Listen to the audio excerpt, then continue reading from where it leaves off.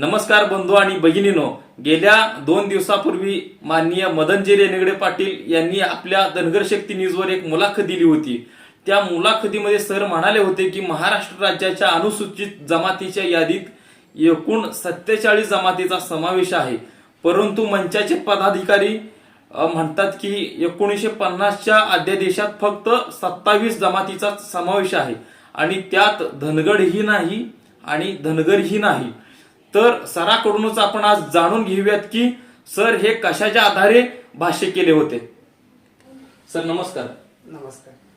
मागील मुलाखतीमध्ये आपण म्हणालात की महाराष्ट्र राज्याच्या अनुसूचित जमातीच्या यादीमध्ये 47 जमातीचा समावेश आहे, पण महाराणी अहिल्यादेवी प्रबोधन मंचाचे सदस्य किंवा पदाधिकारी म्हणतात की 27 जमातीचा समावेश आहे आणि त्यामध्ये धनगडही नाही आणि धनगरही नाही असं त्यांचं स्पष्ट सोशल मीडियावरती ते त्यांच्या व्हॉट्सअपच्या माध्यमातून कमेंट करतात.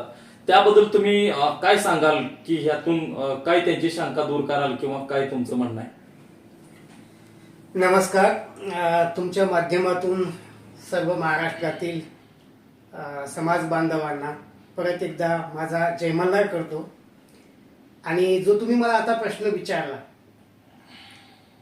खऱ्या अर्थानं मलाही काही लोकांचे मेसेज आले किंवा तुम्ही जे सर पाठीमागं मुलाखत दिली धनगर शक्ती न्यूज चॅनलला, आणि त्याच्यामध्ये तुम्ही म्हणालात की जो भारतीय राज्यघटनेच्या 342च्या कलमानुसार शिव 22 अध्यादेशानुसार जी काही 6 सप्टेंबर 1950ला यादी आली तुम्ही सांगताय, त्याच्यामध्ये 1 ते महाराष्ट्र राज्यामध्ये अनुसूचित जमातीच्या यादीमध्ये 1 ते 47 जमातीचा समावेश आहे. आणि मग 36 नंबरला इंग्रजी भाषेत धनगड आहे, मराठी भाषेत धनगर आहे.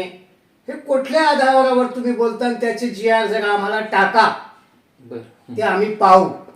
फार सुंदर प्रश्न खरं तर तुम्ही आज मला विचारला सर. लक्षात घ्या,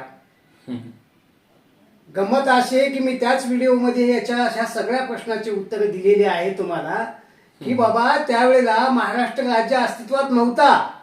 जे आज रोजी आपल्याला जे काही एसटीचं आरक्षण आहे ते 6 सप्टेंबर 1950च्या अध्यादेशानुसार आहे. बरोबर.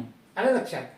आता जे प्रबोधन मंचाचा जो विषय आहे, जे तुम्ही मला म्हणालात की प्रबोधन मंचाचे अधिकार म्हणजे जे काही पदाधिकारी आहेत किंवा जे सदस्य असतील ते जर म्हणत असतील की त्या अध्यादेशामध्ये फक्त 27 जातीचा वगैरे काहीतरी समावेश आहे, त्यांचं अर्धसत्य ते बरोबर आहे. त्यावेळेला महाराष्ट्र अस्तित्वात नव्हता. मग आज जर 36 नंबरवर धनगर जातीची जमातीची जर नोंद नसेल तर मग त्यांनाच तुम्ही विचारलं पाहिजे की तुम्ही कुठल्या आधारावर न्यायालयामध्ये केस उभी केलेली आहे. कारण जर तुमचं म्हणणं असं असेल, प्रबोधन मंचाचं म्हणणं असं असेल की 1950ला आपल्या धनगर जमातीला आरक्षण मिळालेलंच नाहीये. लक्षात घ्या, परत मी तुम्हाला एकदा सांगेल, SC आणि ST हे 2 जे आरक्षण आहे ते कुठल्या राज्याचा विषय नाहीये, तो केंद्र सरकारचा विषय आहे.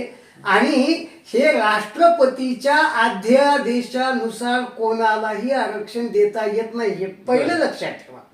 आणि मग तुम्हाला आरक्षण मिळालं कधी हे त्यांनी म्हणजे सांगायला पाहिजे. कसा विषय आहे सर, माझं परत म्हणणं एकदा लक्षात घ्या.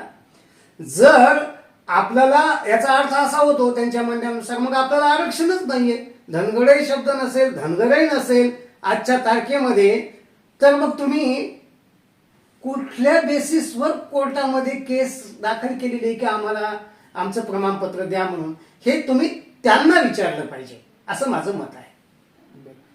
आणि त्यामध्ये न्यायालयीन लढ्याचे प्रमुख शिंदेजी म्हणतात की हा लढा आपणच जिंकणार आहोत. तुम्ही म्हणता त्या लढ्यामध्ये कमतरता आहे, डॉक्युमेंटची कमतरता आहे, अशी चर्चा सोशल मीडियावरती तुमच्या त्या मुलाखतीच्या द्वारे सध्या सुरू आहे. मग त्या 2 दिवसाच्या पूर्वी जे तुम्ही स्टेटमेंट केलं होतं की डॉक्युमेंट्स त्याच्यात 1950चा CO22चा जो अध्यादेश आहे तो त्यांनी जोडला नाही वगैरे वगैरे. तर त्याच्यामध्ये त्यांचा म्हणणं आहे आम्ही जोडलेला आहे. त्यांच्या पदाधिकारी तसं भाष्य सोशल मीडियावरती करतात. तर त्याबद्दल तुम्ही काय सांगाल की कोणत्या आधारे ते लढू शकतील? लढत तर आहेतच पण जिंकू शकतील? बघा सर, आता जो तुम्ही मला प्रश्न विचारला तो प्रश्नच त्याच्यातच तुमचं उत्तर आहे. तुम्ही एका वेळेला असं म्हणता की तो अध्यादेश आम्ही जोडलेला आहे, दुसऱ्या क्षणी म्हणता की असा कुठला अध्यादेशच नाही. बरोबर. आता तिसरा एक प्रश्न तुम्ही मला असा विचारला किंवा ते जिंकतील का हारतील, म्हणजे आपण ती केस जिंकू का हरू, तेच सांगतात की आम्ही जिंकणार आहे. आता ह्या सगळ्या गोष्टीचे जी काही स्पष्टीकरण आहे ते प्रबोधन मंचाचे अधिकारी देऊ शकतात, पदाधिकारी. त्याचं कारण असं आहे की त्यांनी जो लढा उभा केलेला आहे तो कोर्टाला काय पटवून देणार आहेत ते. मी काही दावा करत नाही की ते कोर्टामध्ये आपण अयशस्वी होणार आहेत म्हणून. मी पहिल्या तुमच्या मुलाखतीमध्ये म्हणून गेलो, कोर्टामध्ये आपल्याला नक्की यश मिळतं याचा माझ्यावर पूर्ण विश्वास आहे, खात्री आहे.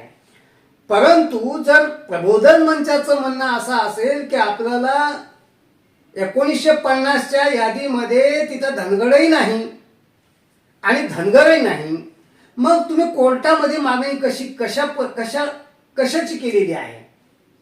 तुम्ही कोर्टाला काय सांगणार आहात की आम्हाला आरक्षण कशा पद्धतीने, हे तर सांगावं लागेल ना. कोर्टात जेव्हा आपण जातो सर, मी पहिल्याच जेव्हा तुम्ही माझी मुलाखत घेतली त्या मुलाखतीमध्ये मी विस्ताराने बोललेलो आहे. ती जर ज्या लोकांना शंका आहे ना त्यांनी जर परत ती जर लक्षपूर्वक काळजीपूर्वक ऐकली तर या सगळ्या गोष्टीची उत्तरं त्यामध्ये मी दिलेली आहे सर. कारण कसं आहे, जेव्हा तुम्ही कोर्टामध्ये जाता तुम्हाला हे सिद्ध करावं लागेल की ज्या वेळेला राष्ट्रपतीच्या अध्यादेश CO22 नुसार ज्या आरक्षणाची यादी बाहेर आलेली आहे ती यादी उगीच आलेली नाही. त्या जमातीचा पहिले अभ्यास केला असेल, मग कुठल्या जाती जमातीचा अभ्यास केलेला आहे, मग तिथे धनगरांचा केला का धनगरांचा केला. मी त्या व्हिडिओमध्ये स्पष्ट बोललोय की DHNGR धनगर या शब्दाचा केलेला आहे. त्यांनी 1931 ची यादी ग्राह्य धरलेली आहे, जनगणना है ना.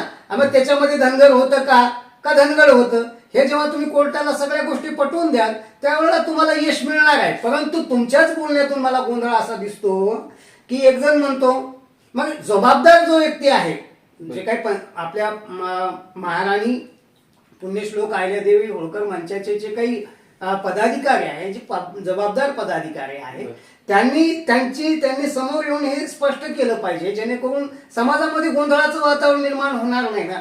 कारण माझं म्हणणं असं नाहीये की आपण केस हरणार आहोत. फक्त मला एवढंच म्हणायचं, तिथं आपण जर आपलं म्हणणं मजबूतरित्या जर तिथं मांडलं, म्हणजे तुम्हाला म्हणायचं ते मजबूतरित्या त्यांनी त्याच्यात मांडणी केली नाही किंवा पुरावे जोडले नाहीत असं तुमचं? नाही, त्यांच्याच बोलण्यावरून ते सिद्ध होतं. मी म्हणत नाहीये, लक्षात घ्या. तेच पदाधिकारी तुमच्याच माध्यमातून मला कळत आहे की ते पदाधिकारी म्हणतात की असा कुठला CO22 अध्यादेश नाहीये, त्याच्यात ना धनगर आहे ना धनगर आहे. मग हे जर याचा अर्थ मग आपल्याला आरक्षणच नाही की काय, हे त्यांच्याच बोलण्यातून स्पष्ट होतंय. म्हणून मला म्हणायचंय की जर तुमच्या पदाधिकाऱ्याचंच म्हणणं जर असेल की तिथं असा कुठला अध्यादेश नाहीये तर मग तुम्ही न्यायालयात गेलात कसे, हे तुम्ही ते मंचाचे जे पदाधिकारी आहेत ना त्यांनाच विचारलं पाहिजे. आणि यामध्ये त्यांनी गेल्या 2 दिवसापासून की सोशल मीडियामध्ये सतत चर्चा आहे की त्यांनी चुकीचं भाष्य केलेलं आहे, म्हणजे तुमचं चुकीचं तुम्ही पूर्ण त्या मुलाखतीमध्ये माहिती दिलेली आहे ते पूर्ण चुकीचं आहे, त्याच्यामध्ये काहीच तथ्य नाही किंवा ते सुपारीबाज आहेत, ते सुपारी घेऊन बोलतात असं त्यांचं म्हणणं आहे. त्याला तुम्ही काय उत्तर द्या? कसं आहे बघा साहेब, मी जे बोललेलो आहे ते विथ डॉक्युमेंट्स बोललेलो आहे, त्याचे पुरावे माझ्याकडे आहेत. आणि जर कोणी असं म्हणत असेल माझ्याबद्दल की हा माणूस सुपारीबाज आहे, त्यांनी चुकीचं वक्तव्य केलेलं आहे, एक मिनिट सर, मला काय म्हणायचंय, जर तुम्हाला वाटत असेल मी चुकीचं मत व्यक्त केलेलं आहे तर त्या व्यक्तींनी माझ्या विरोधात डायरेक्ट खोटं बोललोय, मी धोकाची दिशाभूल केली म्हणून माझ्यावर डायरेक्ट ते कारवाई करू शकतात. आलं लक्षात? राहिला सुपारीबाजचा विषय, ती जी केस आहे ती केस जर उद्या जिंकली किंवा हरली त्याचा इफेक्ट कोणा होणार आहे? माझ्या होणार आहे ना सर. जर हाडली तर माझं नुकसान नाही आहे का? मला अधिकार आहे सर त्याच्यामध्ये बोलण्याचा, कारण त्या समाजाचा एक मी भाग आहे, लक्षात ठेवा. बर.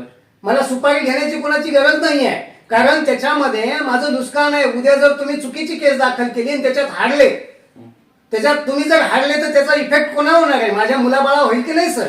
आणि म्हणून मला बोलण्याचा पूर्ण अधिकार आहे, लक्षात ठेवा. आणि त्यामध्ये तुमचं काय म्हणणं आहे की तुम्ही वरिष्ठांना बोललात का की न्यायालयीन लढ्याचे प्रमुख जे आहेत त्यांना डॉक्युमेंट्स देण्याचा प्रयत्न किंवा केलात का किंवा दिलात का? त्यांना काही ह्याच्या संदर्भात चर्चा झाली का तुमची? नाही, कसं आहे सर, एकेकाळी मधु शिंदे साहेब यांच्या घरी मी गेलेलो होतो. बीजेपीचं सरकार होतं त्या काळामध्ये. सह्याद्री अतिथीगृहावर एक बैठक होती आणि मधु शिंदे साहेब वरिष्ठ आहेत माझ्यापेक्षा. त्यांच्याशी मी त्यांच्या घरी चहा घेतलेला आहे. त्यांना म्हटलं होतं की आपण जेव्हा आपली सह्याद्री अतिथीगृहावर ज्या दिवशी बैठक होती त्याच दिवशी मी गेलेलो होतो आणि त्यांना सांगितलं होतं आम्ही की साहेब तुम्हीच बोला, सगळ्यांनी आपण मचमच बोलण्यात अर्थ नाहीये. आणि जेव्हा आम्ही आमची अतिथीगृहावर बैठक झाली त्या बैठकीला, तेव्हा देवेंद्र फडणवीस मुख्यमंत्री जरी असले तरी देवेंद्र फडणवीस आलेले नव्हते. त्या बैठकीला चंद्रकांत दादा पाटील आलेले होते आणि ज्या राज्याचे जे महाभियुक्त जो कुंभकोणी साहेब होते, तर दुर्दैवाने तिथं काही साहेब तसं बोलले नाही. साहेब म्हणले आमच्या मंचाला सरकारी वकील तुम्ही प्रोव्हाइड करा म्हणजे केस लढवण्यासाठी. ते काही माझ्या बुद्धीला पटलं नाही, परंतु शेवटी समाजाचे बांधव आहेत, ज्येष्ठ म्हणजे आपले मधु शिंदे साहेब आहेत आणि त्यांच्या पुढे आपण नाही जायला पाहिजे म्हणून मी त्या काळात काही बोललो नाही. परंतु माझ्या बुद्धीला काही पटलं नाहीये ते, कारण आपल्याला लढायचंय कोणाच्या विरोधामध्ये? सरकारच्याच विरोधामध्ये. तिकून आपल्या विरोधामध्ये कोण असणार आहे? सरकारी वकील असणार आहे. आणि आपण जर सरकारचाच वकील दिला तर आता हे काही वेगळं सांगायची गरज नाही. सामान्य माणसालाही कळेल की आपण कितपत ही केस जिंकू शकू. आणि म्हणून ते मला काही माझ्या बुद्धीला पटलं नव्हतं. परंतु जो प्रश्न तुम्ही मला आत्ता केला की प्रबोधन मंचाचे तुम्ही लोकांना भेटलात का, कोण प्रबोधन मंचाचे सदस्य आहेत हे मला माहित नाही, परंतु अनेक लोक मला भेटून गेलेले आहेत. त्यांना मी सगळ्या जे डॉक्युमेंट्स आहेत ते बांधवच आहेत ना आपले. प्रबोधन मंच काय तो दुसऱ्याचा मंच आहे का? तो आपलाच मंच आहे. मग त्या लोकांना मी डॉक्युमेंट दिलेले आहे, पण नंतरच्या कालखंडामध्ये कधीही त्यांचं माझं ना फोनवर किंवा कसंही संभाषण झालेलं नाही. आणि इथून पुढे तुम्ही मंचाच्या पदाधिकाऱ्यांना, सदस्यांना किंवा समाजाला काय आवाहन कराल? की मी एक हात जोडून विनंती करेल प्रबोधन मंचाला की साहेब, हा विषय का वैयक्तिक तुमचा नाहीये. जरी तुम्ही केस स्वतः पुढाकार घेऊन दाखल केली असेल तरी त्याला जर अपयश आलं तर 2 कोटी धनगरांचं नुकसान होणार आहे. आणि म्हणून एकमेकाचे क्रेडिटचा विषय पुढचा आहे. आम्ही तुम्हालाच क्रेडिट द्यायला तयार आहोत. आम्हाला क्रेडिट वगैरे काही नाही पाहिजे. आम्ही फार छोटे माणसं आहोत. परंतु एखादा व्यक्ती एखादं भाष्य करत असेल तर त्याचं कृपया तुम्ही म्हणणं ऐकून घ्या आणि तुमची आपली जी केस आहे ही खूप मोठ्या प्रमाणानं स्ट्रॉंगपणे तुम्ही तिथं मांडावी, जेणेकरून 2 कोटी धनगराचं नुकसान होऊ नये अशी आमची तुम्हाला हात जोडून विनंती आहे. तर अशा प्रकारे आपल्या सगळ्या प्रश्नाची उत्तरं तिने आज दिलेली आहेत. सर, आज आपण वेळात वेळ काढून परत एकदा मुलाखतीला आल्याबद्दल धन्यवाद. नमस्कार.